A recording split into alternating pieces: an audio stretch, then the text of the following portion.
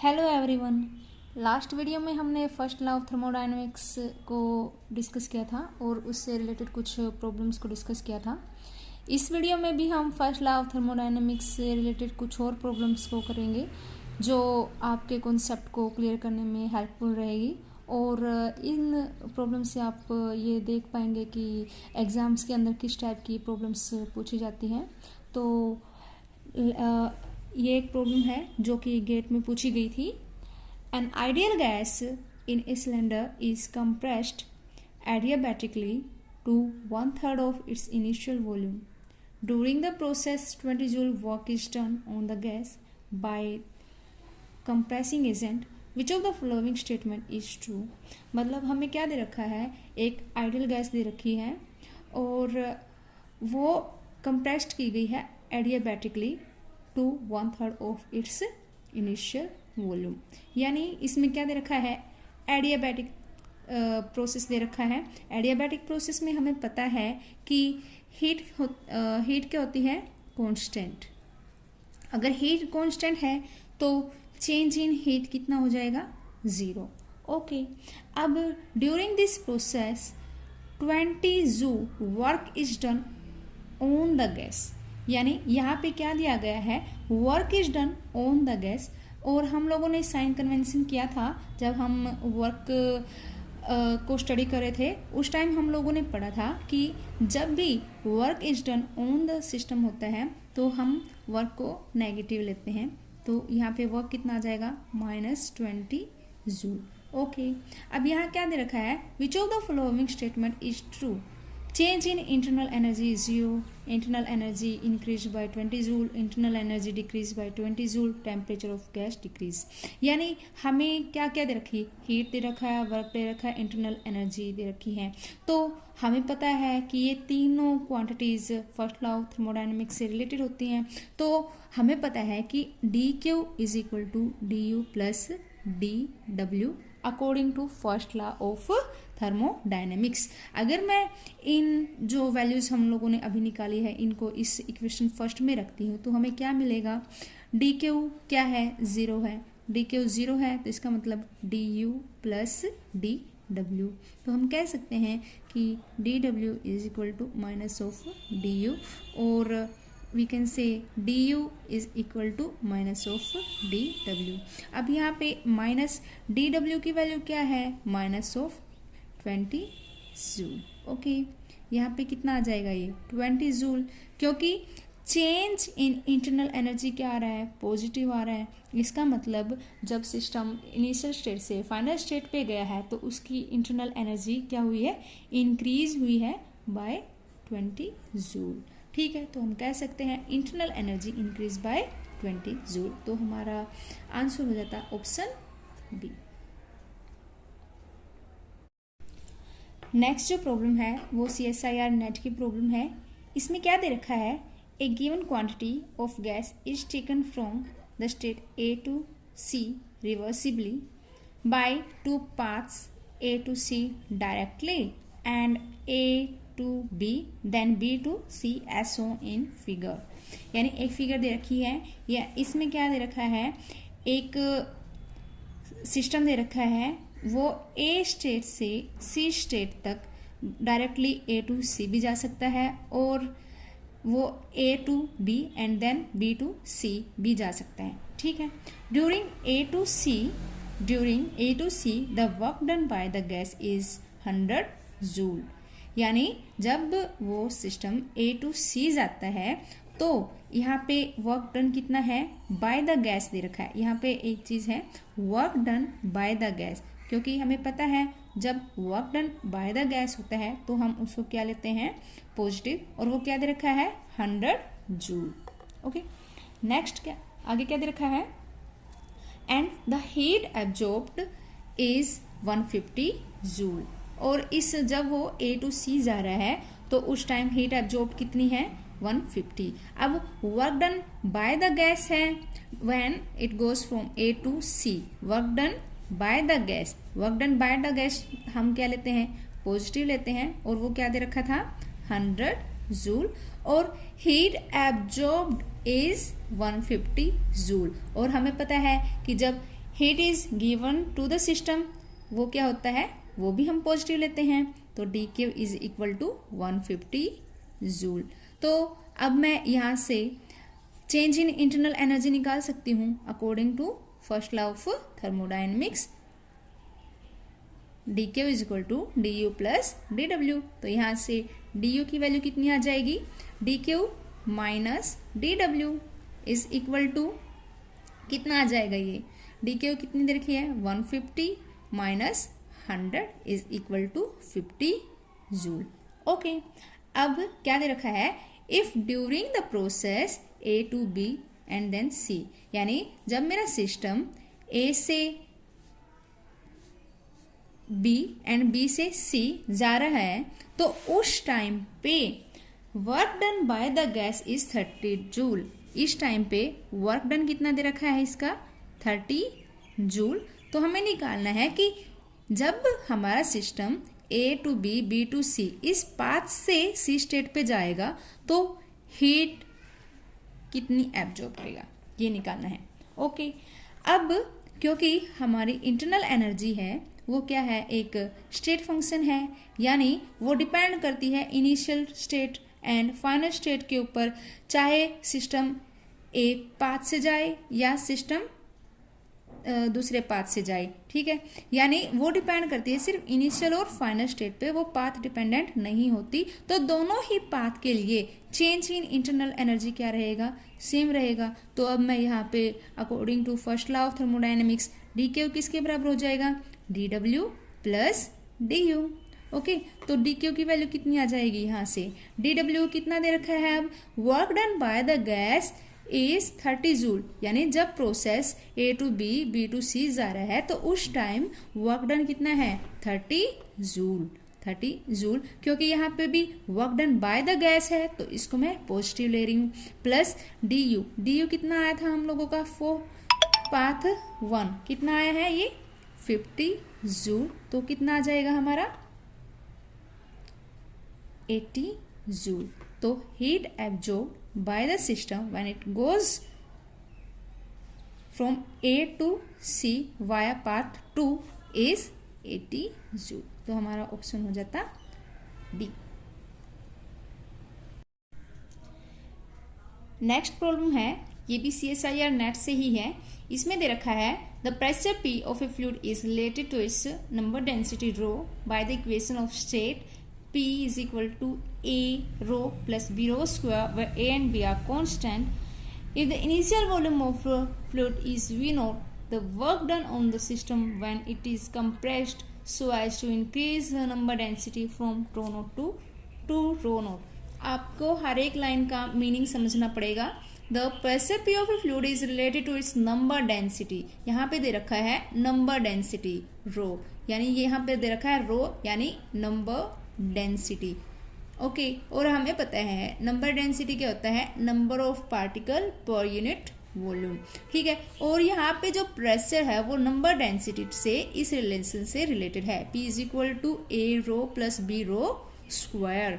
Okay, और here A and B are constant if the initial volume of fluid is V naught. इसने बोला है कि अगर हमारे पास जो फ्लूइड दे रखा है उसकी इनिशियल वॉल्यूम V नोट है, the work done on the system. यहाँ पे एक बात नोट करनी है, क्या दे रखा है, work done on the system.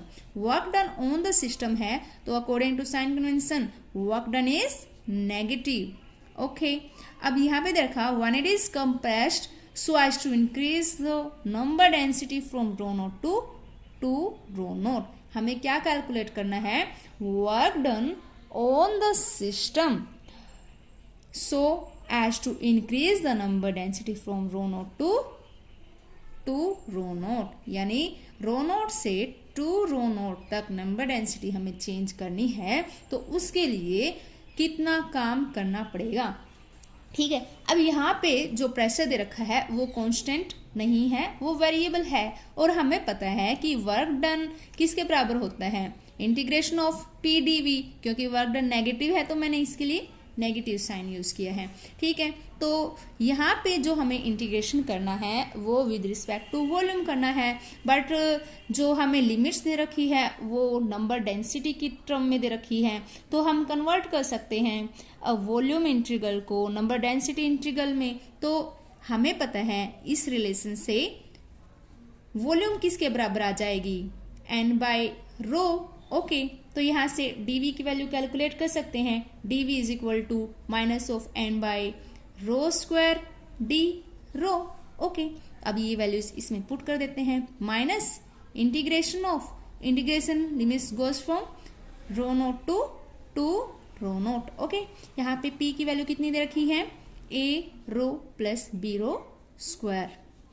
Okay, dv की वैल्यू हम लोगों ने अभी कैलकुलेट की है, dv की वैल्यू क्या आ रखी है, minus of n by rho square, minus of n by rho square d rho, minus minus यहाँ पे प्लस हो जाएगा, तो कितना आ जाएगा ये integration rho naught to rho naught a rho plus b rho square into n by rho square d rho. जब मैं इसको सिंप्लीफाई करूंगी तो कितना आ जाएगा, ये integration rho naught to rho naught into a by rho plus b n d rho. अब मैं इसको इजीली इंटीग्रेट कर सकती हूँ, इंटीग्रेट करेंगे तो ये क्या आ जाएगा, a ln of rho plus b rho n, limit goes from rho naught to rho naught. जब मैं इन लिमिट्स को इसके अंदर पुट करूंगी और सोल्व करूंगी तो कितना आ जाएगा, a ln of two rho naught by rho naught plus b rho naught, बाहर क्या है n है, तो n की वैल्यू मैं इस रिलेशन से निकाल सकती हूँ, n की वैल्यू कितनी आ जाएगी, v रो। ओके, तो यहाँ पे फॉर इनिशियल कंडीशंस इसकी वैल्यू क्या आ जाएगी, रो नोट v नोट। तो मैं यहाँ पे वैल्यूज पुट कर देती हूँ, ये इससे कैंसिल हो जाएगा, तो कितना आ जाएगा, work done is equal to a ln of two plus b rho naught v naught. अब हम चेक करते हैं कि कौन सा ऑप्शन मैच करता है हमारे आंसर से। अब हमारे ऑप्शंस थे a rho naught v naught, b था a plus b rho naught v naught, c है 3/2 a plus 7 rho naught b by 3 into rho naught v naught, a ln of 2 plus b rho naught v naught. तो हमारा answer हो जाता D. Next जो problem है वो gate की problem है। सिमिलर प्रॉब्लम नेट में भी पूछी गई थी, बट स्टेटमेंट को चेंज किया गया था। यहाँ पे P V is equal to 1/3 U की जगह 2/3 यू किया गया था। तो ये प्रॉब्लम बहुत ही इम्पोर्टेंट प्रॉब्लम है। तो इसमें क्या दे रखा है, if the equation of state for a gas with internal energy U is P V is equal to 1/3 U, then the equation for an adiabatic process is. हमें क्या निकालना है, equation for an adiabatic process. ठीक है, जब भी हमें equation की बात दी जाए कि इक्वेशन ऑफ स्टेट निकालो, तो वहाँ पे हमें रिलेशन निकालना होता है प्रेशर, वॉल्यूम एंड टेम्परेचर के टर्म में, क्योंकि ये बेसिक वेरिएबल्स हैं। तो यहाँ पे हमें दे रखा है प्रोसेस इज एडियाबैटिक। तो according to first law of thermodynamics D Q is equal to D you plus D W. अब यहाँ पे प्रोसेस क्या दे रखा है, एडियाबैटिक प्रोसेस है। एडियाबैटिक प्रोसेस है तो चेंज इन हीट क्या रहेगा, 0, because heat is constant during adiabatic process, so change in heat is 0। So we can say that D you plus D W is 0। तो यहाँ से क्या वैल्यू आ जाएगी, D U is equal to minus of D W. Okay, अब हमें पता है work done is equal to P D V होता है, यहाँ पे माइनस साइन है तो ये क्या आ जाएगा, माइनस ऑफ पीडीवी। ओके, अब हमें जो गिवन इक्वेशन है वो क्या है, P V is equal to 1/3 U. यहाँ पे कहीं पे भी नहीं बोला गया कि प्रेशर कांस्टेंट है या वॉल्यूम कांस्टेंट है। तो अगर हम यहाँ से डी यू की वैल्यू निकाले तो ये कितना आ जाएगा, 1/3 D U is equal to, ना तो यहाँ पे प्रेशर कांस्टेंट है और ना ही वॉल्यूम कांस्टेंट है, तो हम पार्शियल डेरिवेटिव लेंगे तो ये क्या आ जाएगा, P dv plus v dt। Okay, तो यहाँ से अगर मैं इसको सोल्व करती हूँ तो इसकी वैल्यू कितनी आ जाएगी, D U is equal to 3 into P D V plus V D P. Okay, अगर मैं इस वैल्यू को इक्वेशन फर्स्ट में पुट करती हूँ, इक्वेशन फर्स्ट में अगर मैं इसको पुट करती हूँ तो कितना आ जाएगा, minus of P D V is equal to 3 into P D V plus V D P. After solving we get ये आ जाएगा minus P D V is equal to 3 P D V plus 3 V D P. Okay, यहाँ पे minus of P D V है, यहाँ पे 3 P D V है। अगर इस वैल्यू को इस साइड लेके जाऊँ और इस वैल्यू को इस साइड लेके आऊँ तो कितना आ जाएगा, ये minus of 3 V D P is equal to 4 P D V, because ये इस साइड आके पॉजिटिव हो जाएगा तो 3 पी डी वी ये है और एक ये हो जाएगा, तो टोटल कितना आ जाएगा 4 पी डी वी। ओके, तो यहाँ से अब मैं वेरिएबल्स को एक्सचेंज कर सकते हैं। तो यहाँ से कितना आ जाएगा, -3 पी इस साइड आएगा तो क्या आ जाएगा, D P by P is equal to 4 V side आएगा तो कितना आ जाएगा, 4 by V D V. Integrating both side अगर हम इनको इंटीग्रेट कर दें तो कितना आ जाएगा, -3 ln of P is equal to 4 ln of V. Okay, यहाँ से कितना आ जाएगा, ये अगर यहाँ पे मैं इस साइड लेके जाऊँ इस -3 को तो कितना आ जाएगा, ये ln of p is equal to -4/3 ln of v। अब हमें पता है प्रॉपर्टी का, जब ln की प्रॉपर्टी हम कंसिडर करके चलते हैं तो वहाँ पे क्या होता है, n ln ऑफ a, इसको मैं किसके बराबर लिख सकती हूँ, n ln ऑफ a की पावर n। तो यहाँ पे जो कांस्टेंट है वो इसकी पावर में चला जाएगा तो कितना आ जाएगा, ये is equal to ln of v की पावर -4/3। ओके, तो अब अगर मैं इसको यहाँ पे लेके आती हूँ तो कितना आ जाएगा, ये ln of p okay is equal to ln of v की पावर -4/3। ठीक है, अब ये ln ऑफ v अगर मैं इसके डिवाइड में लेके आती हूँ तो कितना आ जाएगा, ln of p divided by ln of v की power -4/3 is equal to 1। Okay, जब मैं इसको सोल्व करती हूँ तो कितना आ जाएगा, ln ऑफ p v की पावर 4/3 इज इक्वल टू 1। ठीक है, जब इस एंटीलॉग लेते हैं तो क्या आएगा, p v की power 4/3 is equal to ln इस साइड जाके एक्सपोनेंशियल में कन्वर्ट हो जाएगा तो ये एक कांस्टेंट क्वांटिटी रहेगी। तो हमारा आंसर क्या हो जाएगा, p v की power 4/3 is equal to constant. Okay, अब चेक करते हैं हमारा कौन सा ऑप्शन बनता है। तो यहाँ पे ऑप्शंस दे रखे थे, p v की power 1/3 is equal to constant, p v की power 2/3 is equal to constant, p v की power 4/3 is equal to constant, p v की पावर 3/5 कॉन्स्टेंट। तो हमारा आंसर हो जाता ऑप्शन सी। Thank you.